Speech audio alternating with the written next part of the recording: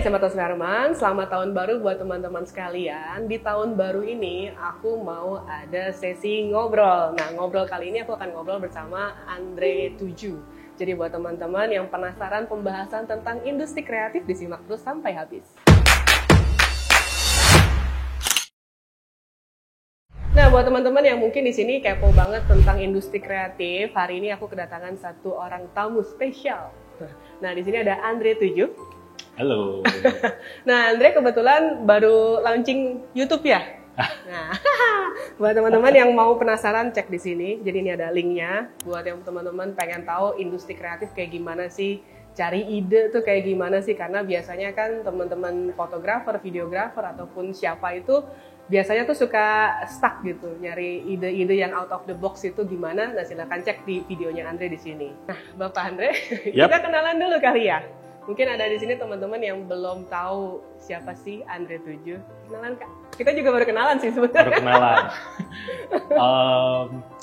Salam kenal, nama gue Andre. Karena nama gue cuma Andreas dan sering ke bolak-balik sama tokoh-tokoh lain yang namanya sama.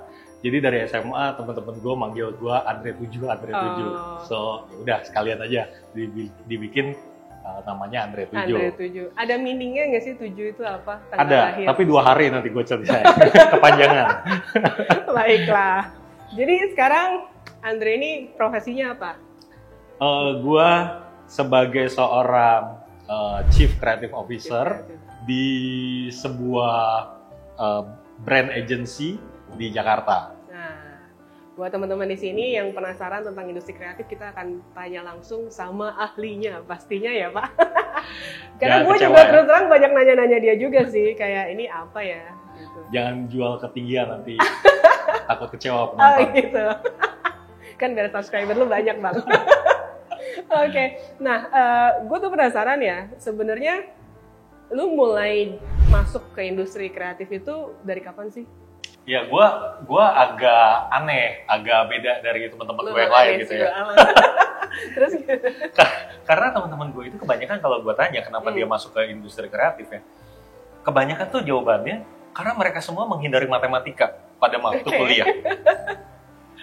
Nah, gue tuh jadi gini, gue ada satu teman deket banget pas SMA. Suatu hari dia bawa tas, di dalam tasnya itu ada map. Bokapnya kebawa sama dia. Oke. Nah, bokapnya itu saat itu adalah seorang ilustrator terkenal di majalah gitu. Terus gue ngeliat semuanya karya karikatur. Itu bagus banget. Itu SMA kelas 1 atau bahkan SMP ya. Karena gue di satu sekolah yang SMP SMA dari SD kita satu alma mater ya kan. Kebetulan. Jadi ini teman deket gue dari SMP nih orang. Nah, terus gue tanya, bokap lu kerja apa? Kebetulan saat itu dia udah nggak kerja di majalah. Saat itu bokapnya tuh kerja jadi CD, creative director di sebuah advertising agency. Nah, terus gue jadi pengen tahu kan, kayak gimana kerjanya. Berkunjunglah gue ke rumah dia, ketemu bokapnya, dia terangin gini. Jadi semenjak saat itu, gue udah beneran nggak mikirin tentang belajar lagi di kelas. Di saat itu yang ada di tas gue tuh cuma ada selalu ada sketchbook sama pensil. Jadi gue mulai gambar terus, karena basically gue suka gambar tapi gue nggak bisa gambar. Jadi lu gambar apa? Jadi ya itu coba ngasah skill terus gitu ya. Akhirnya berhasil masuk ke sebuah universitas yang ngajarin tentang advertising, khusus DKV-nya khusus advertising. Tapi di hari pertama ternyata kita pakai komputer. Jadilah kita belajar komputer. Jadi gue belajar komputer for the first time di sana. Tapi to be honest, gue juga kan DKV ya. Dulu gue juga masih manual banget Pak. Yes. Yang kayak bikin animasi masih yang kertas zaman dulu yang diserek gitu. Yes.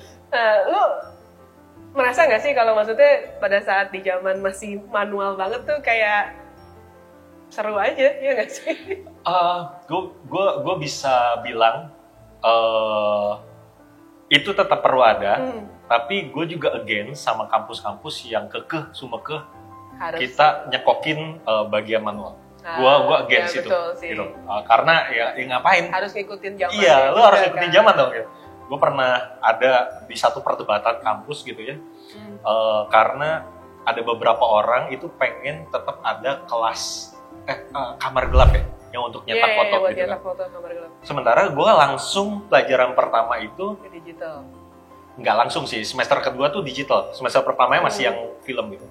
Tapi buat gue personally ya, buat gue gitu. Wah ini apa? Lu belajar ini. Karena lu tidak akan jadi fotografer profesional ke sana, lu kan diajarinnya advertising gitu. Itu kan skill yang buat gue gitu, itu nggak perlu lu tahu lah gitu. Gitu ya. Jadi gue di satu sisi yes, lu mesti belajar, mesti ngerti lah, mesti tahu lah ya, supaya lu bisa menghargai craft, gitu ya. Betul. Tapi bukan artinya lu stuck di masa lalu gitu loh. Lu justru harus embrace yang sekarang banget ini. Iya, kalau nggak ketinggalan zaman juga kan. Betul, kayak betul. semua orang udah digital terus kita masih ya old fashion banget gitu. Betul. Nah, terus kalau kita kan kebetulan sama-sama dari kuliahnya yang ada bau-bau kreatifnya ya. Sebenarnya nih kalau dari sejauh pengalaman lu, orang-orang yang mau masuk ke industri kreatif mesti ada edukasi secara formalnya di yang ya kayak DKV lah atau apa gitu. Gue bilang kalau lu pernah mencicipi dunia DKV, good, ada poin tambahan, tapi nggak necessary banget lu harus dari DKV. Karena pada kenyataannya, terutama maaf ya sedikit ngebahas tentang edukasi gitu ya. Ya lu kan banyak ketemu orang ya pastinya gitu di industri ini. Edukasi perkampusan DKV di kita tuh kurang banget. Kurang bukan artinya jelek, tapi nggak siap pakai dalam industri komersial. Ya, setuju sih. Kayaknya lu juga banyak sharing tentang lu punya knowledge juga ya. Nah, kebetulan banget kampus gua saat itu ada 1-2 sosok yang memang praktisi. Dan justru gua dapat ilmunya tuh di luar kelas. Jadi karena waktu itu kampus kita kecil banget orang-orangnya, jadi dia kayak yang ya udah datang aja ke rumah gua, kita ngopi-ngopi dan lain-lain gitu. Jadi ngobrolnya justru di sana gitu loh. Dapat banyaknya justru di situ. Gitu. Seru sih. Terus lu gimana ceritanya nih dari kuliah terus masuk ke advertising? Karena gue sudah memulai dari SMA gitu ya. Jadi pas kuliah gue magang, pertama kali gue magang datang ke Jakarta itu di tempat bekas bokapnya temen gue itu. Jadi dia udah resign ya. Udah spesifik aiming di. Gue udah spesifik aiming mau kesana gitu loh. Dia udah resign. Terus kebetulan buka tempat magang gitu. Jadi gue apply dan dapat. Berarti pertama lu jadi apa bagiannya di saat itu? Pas waktu magang itu nggak ada title ya. Tapi yang jelas gue art base. Gue tuh art base gitu. Nggak ada title-nya. Tapi pas pertama kali masuk dunia profesional, gue cukup beruntung sebenarnya. Gue tuh langsung art director. Karena biasanya kan junior graphic design, senior graphic design, baru ke art director. Walaupun ini hal yang pengen gue komplain sih di industri Indonesia ya. Karena di luar sana, graphic design sama art director itu different, itu beda gitu loh. Nah kalau di sini jadi jenjang karir ya. Gue ada cerita, cuman agak panjang. Historinya kenapa gue bisa masuk saat itu cukup bergengsi ke tempat magang gue. Kenapa gue bilang cukup bergengsi? Karena gue tuh dari Bandung, which is dari kampus yang tidak terkenal juga saat itu gitu. Jadi kayak lumayan achievement gitu ya. Tiba-tiba ada perusahaan besar mau masukin anak magang dari ini gitu. Jadi gue tuh dulu ke Bandung dengan gak ada yang gue kenal, ya udah bawa seadanya aja baju dan lain-lain. Lalu tiba-tiba di tengah kampus, di tengah dalam masa gue belajar, gue tuh harus off dulu 1 tahun. Karena ya tiba-tiba ada situasi ekonomi yang jelek lah dari keluarga dan lain-lain, jadi gue mesti kerja. Gue tuh mesti kerja, makanya di sana gue masuk ke agent, wedding industry yang di tempat gue tuh ngebuat semacam free magazine-nya, gitu loh. Nah, gue kerjalah di sana selama 1 tahun.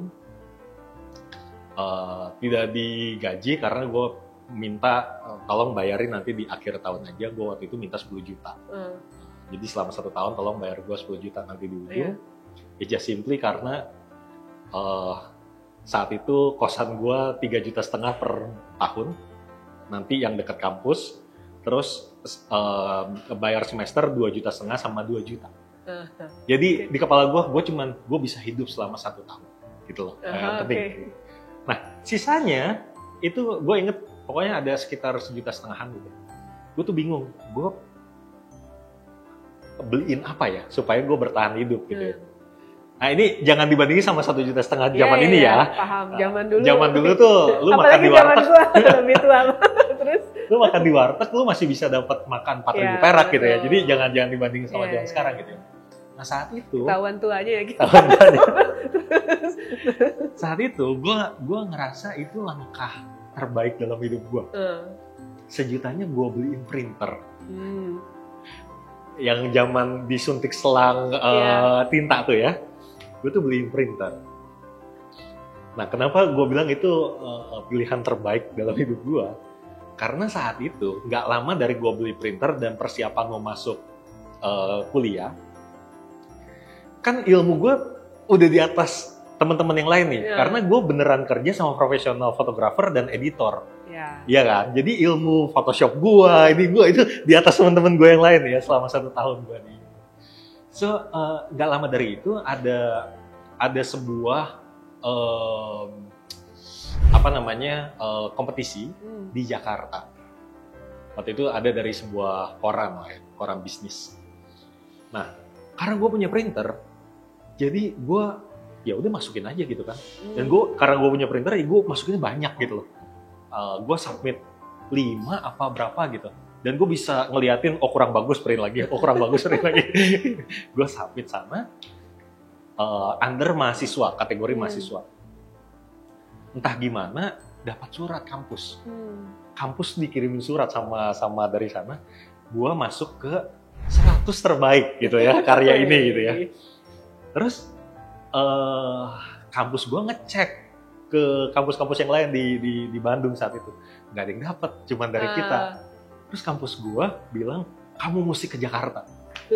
Gue dikasih uang saku, dikasih uang makan, dikasih hotel, dikasih uang transport. Saat itu nilainya itu 1,5 juta. Gue yang kaget gitu. Oh, gue punya duit 1,5 juta gitu kan. Ya udah, begitu duitnya turun, gue langsung ngobongin temen gue yang di kampus, lu pulang Jakarta nggak? Gue nebeng ya.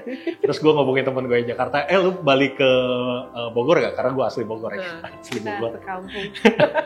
Lu balik Bogor nggak? Nggak, gue nginep di kosan lu ya, dan lain-lain. Jadi uangnya utuh. Gue punya duit, gue ke Jakarta. Di Jakarta gimana? Nggak menang. Ya itu kan pertama gue gitu ya.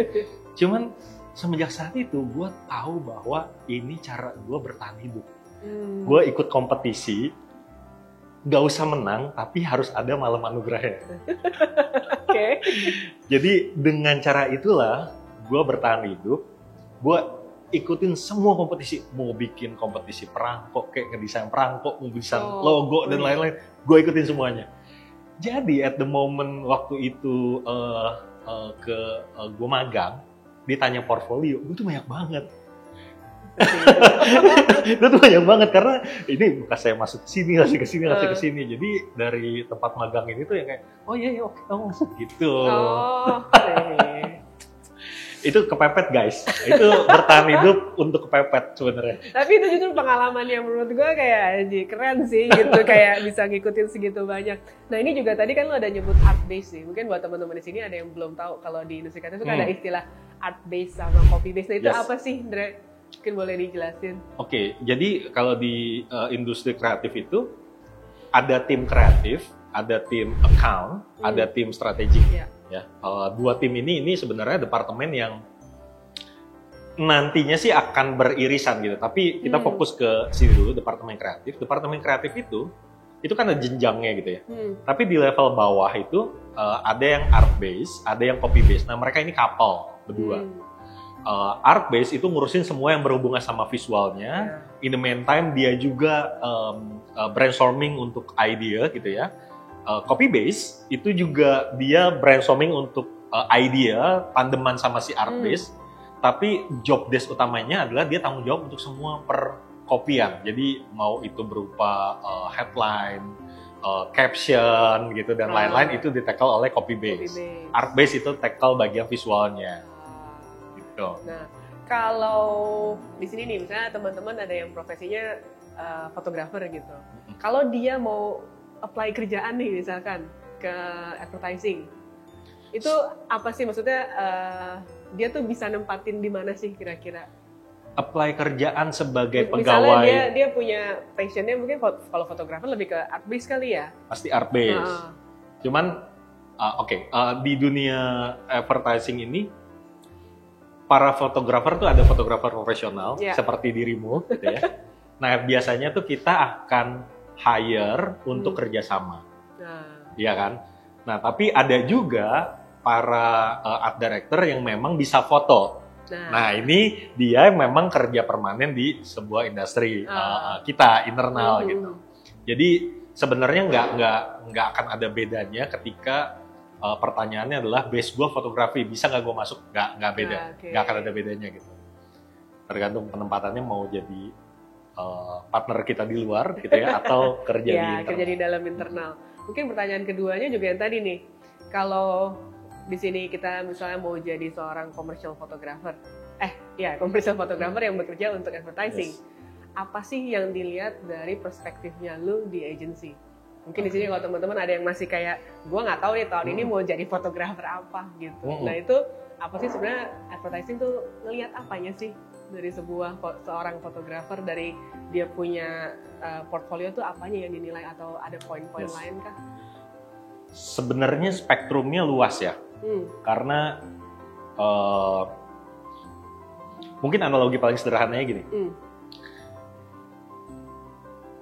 Pilihan lu mau jadi dokter umum atau dokter spesialis. Gitu ya. Kalau dokter umum pasiennya pasti akan lebih banyak gitu ya. Tapi ya ini gue sotoy aja gitu. Tapi bayarannya tidak sebesar dokter spesialis gitu. Sama sebenarnya di industri kita juga kayak gitu ya. Ada director film, ada kita juga sebagai kreatif ada tuh spektrum gitu-gitunya. Fotografer juga sama. Akhirnya ada beberapa nama-nama fotografer yang akan melekat di pikiran orang-orang kreatif karena mereka punya satu style tertentu. Ini bagusnya foto produk gitu ya. Ini bagusnya foto human, ini bagusnya landscape, ini bagusnya gini. Nah, kan konsep macam-macam nih, banyak gitu ya. Begitu kita ngedesain sebuah konsep dan klien approve akan layout itu atau konsep itu, maka kita akan langsung menyesuaikan nih, ini kayaknya yang cocok nih fotografer si Anu nih, ini yang cocok fotografer Anu nih gitu. Nah, di luar itu semua ada fotografer yang jago semuanya, bukan jago semuanya, tapi dia nerima semuanya gitu. Again, balik lagi kayak dokter, lo jadi dokter umum atau dokter spesialis gitu ya. Nah, itu teritori teknis. Teritori non teknisnya adalah apakah fotografer ini bisa diajak kerjasama, apakah dia kalau dikasih masukan, bukan masukan kayak mas boleh nggak ini diginiin atau mbak boleh nggak ini diginiin, fotografernya langsung manyun atau enggak. Itu non teknis yang sebenarnya nyata gitu. Itu tuh nyata banget gitu. Dan itu crucial sih ya. Crucial. Karena maksud gua at the end kan lo sama outputnya bisa dibilang kan sama-sama foto. Betul. Ya bagus nggak bagus balik lagi subjektif, sangat relatif. Tapi experience itu betul. Experience menjadi satu poin yang sangat krusial ketika bekerja sama. Ya, karena kan kita nggak kerja sendiri ya. Betul. Karena gini, gue tambahin sedikit tuh sebenarnya gini. Gue pribadi, gue tuh ngelihat fotografer itu bukan orang yang mengerti teknis fotografi aja, gitu. Gue tuh lebih suka bekerja sama dengan seorang fotografer yang dia naruh view dia dalam pekerjaan itu. Jadi ini mirip banget sama director film atau director iklan gitu ya. Kita ada board aslinya kayak segini yang ada di pikiran kita gitu. Tapi begitu kita kerjasama sama director itu, dia akan ngasih view kan. Ini kayaknya treatmentnya kita giniin deh, ini giniin deh gitu. Persis sama kayak fotografer juga gitu. Gue prefer dan gue lebih suka kita dapat fotografer tuh yang bisa ngasih view dan asik untuk ngulik gitu loh. Menurut gue ini diginiin deh, gini gitu. Jadi akhirnya kerjaan bareng gitu ya, bukan kita nge-hire, lu fotoin ini, bukan kayak gitu kan gitu. Iya, betul. Gue pernah dapat satu statement dari temen gue sih, anak advertising juga. Dia pernah bilang kayak, kalau gue punya ide kreatif poinnya 7, gitu. Kayak gue mencari PH atau fotografer atau apapun itu untuk mewujudkan apakah poinnya bisa jadi 9 atau malah jadi 5 atau tetap stay di 7 gitu. Itu gue kayak oh iya benar juga ya, kayak nggak segampang itu juga gitu. Kayak kesannya jadi fotografer cuma foto aja, sebenarnya nggak juga ya. Banyak apa yang ngulik bersamanya itu sih. Ngulik bersama dan yang perlu di highlight gini, yang di expect itu adalah treatment. Tapi kalau bisa konsepnya jangan berubah. Itu agak agak tipis ya perbedaannya. Cuman karena kita sebagai orang kreatif pasti tidak memahami detail dan teknik segitu dalamnya gitu ya. Maka dari kacamata fotografer pasti wah kalau kayak gini gue pakai lensa ini bakal dapat lebih keren banget nih Dre, gini. Nah itu kan gitu ya, gitu loh. Itu yang asiknya tuh tektokan kayak gitu loh. Nah mungkin kalau teman-teman belum tahu tentang treatment kali ya, karena kan kadang-kadang cuma taunya jepret aja gitu tuh. Treatment kan sebenarnya macam-macam kayak tadi dari sisi angle focal length lensa, terus dari sisi lighting juga ya, gitu. Itu pasti jadi beberapa bagaimana kita men-treat sebuah visual bisa look-nya jadi seperti apa gitu. Nah terus Re, lu berarti udah berapa lama di industri? Waduh, ketahuan umurnya. Di industri ini ya, secara profesional 20? Ketahuan umur. Ya, sedikit lagi 20. Sedikit lagi 20. Jadi bisa dikalkulasi lah ya usia. Nah, terus kenapa lu masih stay dan kayak belum mau keluar dari industri ini kan pastinya. Apa yang bikin ini jadi kayak gue masih pengen gitu. Kayaknya jawaban gampangnya karena gue bego di tempat lain ya. Jujur banget Bang. Nggak, gue jadi ini ada kisah ya. Gue pernah dari satu agensi mau masuk agensi lain, gue ngambil cuti yang agak panjang gitu ya. 3 mingguan lah gue ngambil cuti agak panjang. Itu simply karena ada satu temen gue, dia pebisnis. Dia ngajakin gue bikin startup. Bikin startup, gue coba, kita brainstorm tiap hari gitu, ketawa-ketawa dan lain-lain. Tapi di 3 minggu itu cukup gitu untuk gue memahami bahwa ternyata yang gue suka tuh industrinya ini, bukan yang sana gitu. Which is adalah industri advertising. Nah, kalau pertanyaannya kenapa gue masih ini? Pas waktu gue masih di awal banget karir gue pernah bikin campaign namanya We Are CCTV. Apa tuh? Itu tuh pengalaman pertama gue karena gue pertama kali ke Singapura saat itu.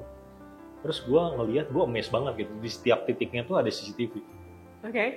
Nah, saat itu jokes gue sama temen gue gini, lihat tuh, lu ngeludah kena penalti nih gitu kan, bayar gitu. Nah saat itu tuh entah gimana ceritanya, gue tuh puke, ya itulah gitu ya, gue puke gitu di sana.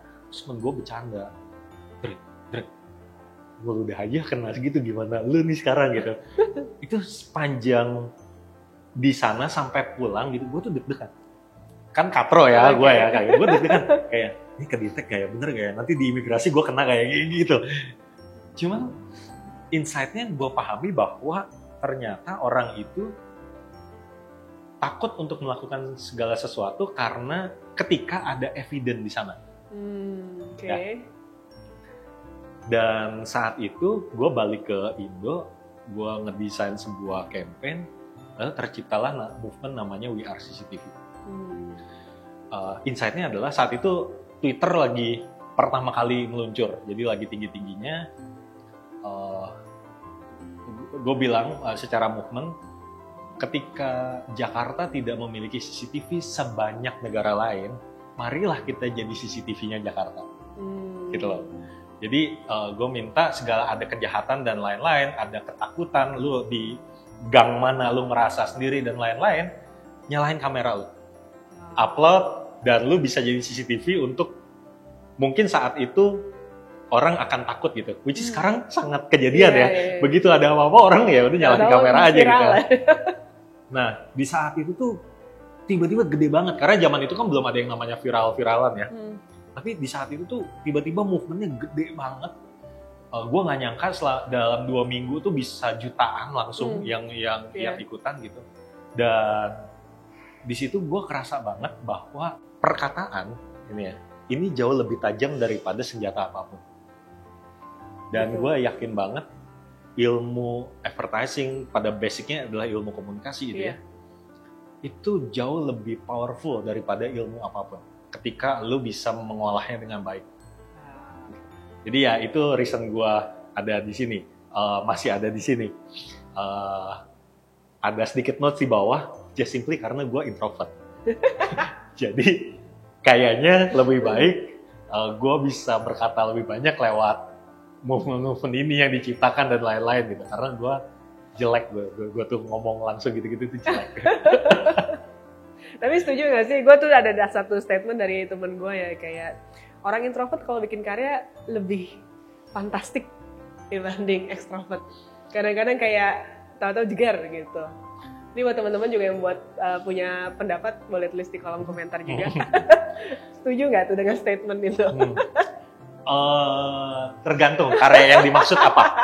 Tergantung karya yang dimaksud apa. Kayak kalau menurut temen gue kayak lebih dalam, temen gue tuh seorang penulis majalah sih. Berarti dalam dunia kreatif ya, karyanya ya. Okay. Kayak dia bilang kalau introvert tuh kayak dalam aja gitu. Gue juga waktu dia ngomong gitu kayak mungkin ya juga sih ya, karena gue juga one of the introvert. Gue yang kalau udah keramaian saya diam saja di pojok. Gue ada penjelasan logisnya sebenarnya.